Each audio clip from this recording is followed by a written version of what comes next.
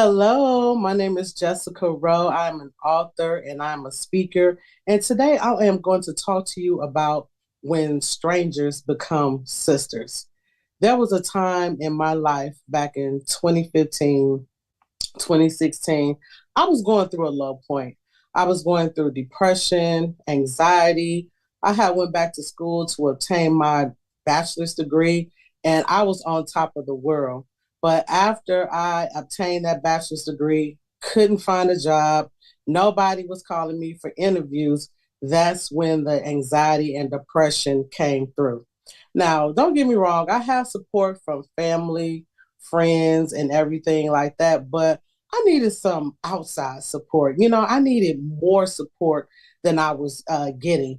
And that support was good, but it wasn't the right support that I needed to help me through what I was going through. You see, I just wanted to quit my job, have a great job with my degree.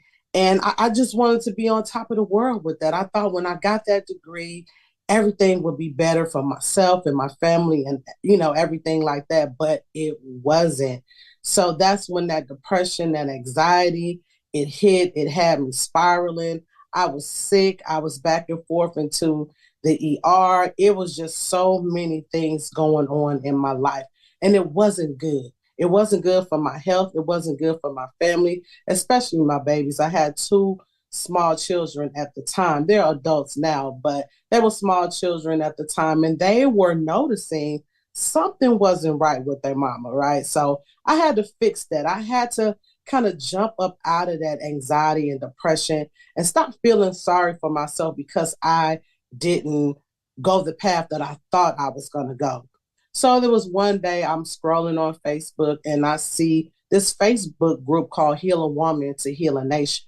Now, the word stuck out to me, heal a woman.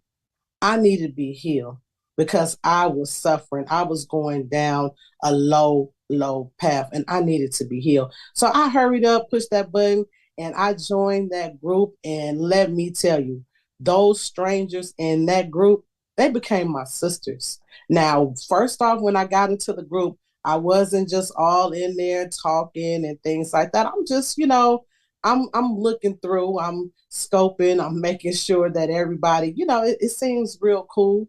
And so as time went on, I started to comment and post and things in the group. Those women, those strangers, all the way on the East Coast in Baltimore, Maryland, because I am in Los Angeles, California, those strangers became my sisters through social media, through an app, right? Because I needed someone else other than my family. Again, family, friends, they supported me as much as they could, but in this particular moment in my life, they didn't have the right tools necessary to support me so I could get myself out of the slump that I was in. So Heal a Woman to Heal a Nation was just made up of wonderful women that I continue to communicate with through social media. And they were like, hey, sis, hey, what's going on? What's going on with you? How can we help you? How can we serve you? And most importantly, past the hey, sis was the greatness. Hey, greatness. I had never been called greatness before by anybody, right? So when I heard that word greatness, I just melted. I'm like, okay, these are my sisters. These they are my people. I need to be connected with them. And so I found out that they were doing an annual women's conference in Baltimore. So I said to myself, I'm going. If I have to go by myself, I'm going because I need the connection with these women. And while we were in that Facebook group, they were talking about entrepreneurship, being in business, working for yourself. You didn't necessarily have to work a job.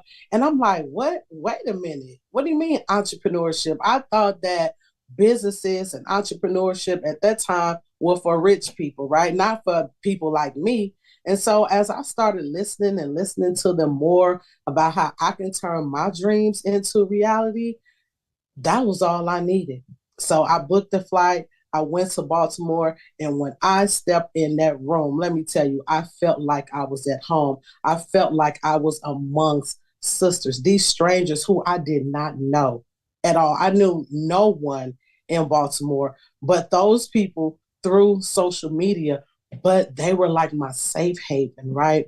They were a comfort to me because they were telling me, hey, sis, even though that, when you went to school and you got that degree, that it didn't work out for you, this is something that can work out for you. We're going to show you how to start a business, how to build a business, how to develop your personal development so you can have that charisma, that spunk, and you can be that entrepreneur out there for other people to see. And hopefully, they want to start dreams of their own.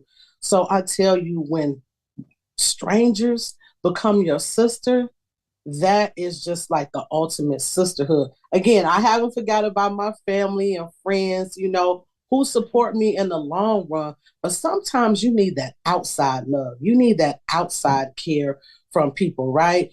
You just need that sometimes. And there's nothing wrong with that because most of the time, the family and friends that we have, they support you as much as they can. Okay. And so don't take it out on them if they're not supporting you just the way you feel they should support you or you think they need to support you. That's all they can do. And that's okay. That's why you go outside of your circle, outside of your family, and you find the people who are doing the same exact thing or close to a thing that you are doing so that you can start building yourself up, so you can build that business, so you can lose that weight, right? So you can stop a habit that you've been trying to stop. You surround yourself around strangers, whether they become your sister or your brother. That is what you need to do. That is the space and the place where you need to be in. So I know it could be difficult at times to step out to new people, but it is necessary at times. In this world, especially where we're in now, it's all over. It's so many amazing apps and places that you can go to find that support that you need in order for you to feel comfortable and safe. And you can learn something from people, right? I learned so many things from my sisters out in Baltimore that it's just phenomenal. And I'm still in contact with them today, and we still talk to each other, and we still share our goals and dreams and the things that we want to do, the things that we did do that probably didn't work out, but it's like, hey, we're still here, we're talking about it, and we're going to continue to love on each other, and we're going to support each other. So don't be afraid of strangers, right? I know when we were young, they tell you, hey, don't talk to strangers, but in this case, as an adult with goals and dreams and ideas and things that you want to do, you may need to talk to a stranger, right? You may need to get that advice from a stranger. Sometimes that stranger that turns into a sister, it could be for a small period of time, right? A couple of weeks, a couple of months. Sometimes it doesn't last forever, but the important thing is that you got a lesson from it. You learn something from it, whether it's just to learn how to be more happy with yourself or how to cook a different recipe or how to do your makeup or do something that is different and beneficial to you. Getting that support from that stranger who turned into a sister is the best thing that you can do. It's the best thing that I've done for myself.